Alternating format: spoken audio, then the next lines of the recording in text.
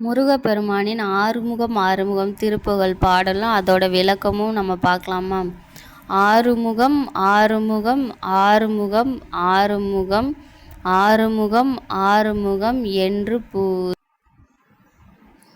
ஆகமணி மாதவர்கள் பாதமலர் சூடுமடியார்கள் பதமே துணைய தென்று நாளும்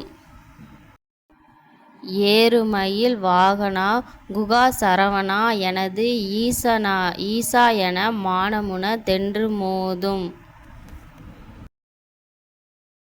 ஏழைகள் வியாகுல மீதன வினாவிலுனை ஏவர் புகழ் வார்மறைவு மென் சொல்லாதோ ஏவர் புகழ் வார்மறைவு மென் சொல்லாதோ நீருபடு மாலைபெரு மேனியவ வேல அணி நீலமயில் வாகவுமே தந்தவளே நீருபடு மாலைபெரு மேனியவ வேல அணி நீலமயில் மாகவுமே தந்தவளே நீசர் கடமோ டனது தீவினையலா மடிய நீடுதனி வேல்விடு மடங்கள் வேளா சீறிவரும் மாரவுநாவி யுணமானமுக தேவதூதனை வாசிகரி அண்ட சேருமலகார் பழனிவாள்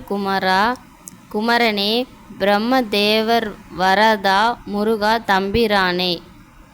இப்போ இந்த பாடலோட விளக்கம் என்னன்னு பார்க்கலாமா?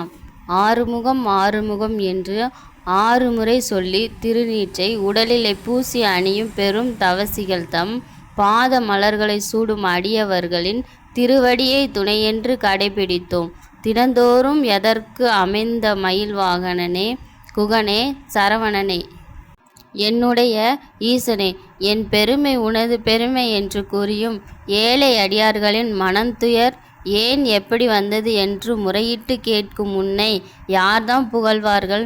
வேதம்தான் பின்பும் உன்னை என்ன சொல்லுதோ?